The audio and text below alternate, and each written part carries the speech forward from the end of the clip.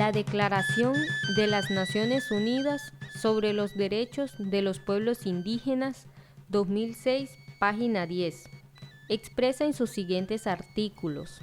Primero, los pueblos indígenas tienen derecho a revitalizar, utilizar, desarrollar y transmitir a las generaciones futuras sus historias, idiomas, tradiciones orales, filosofías, sistemas de escritura y literaturas y atribuir nombres a sus comunidades, lugares y personas y mantenerlos.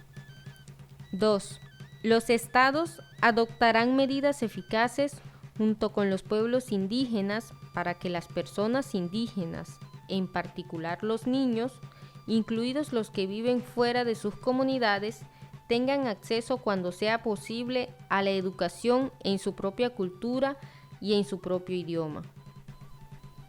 Relación de artículos, normas CEID aprobados por sesión CONCEPI.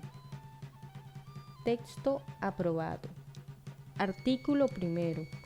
Reconocimiento de la educación indígena propia. Se reconoce la educación indígena propia y la autonomía educativa en el marco del Estado social de derecho multiétnico y pluricultural. Cada pueblo, a través de sus autoridades indígenas y estructuras de gobierno propio, orientan su educación indígena propia en el marco del plan de vida desde su cosmovisión, leyes de origen, derecho mayor, derecho propio y la constitución política.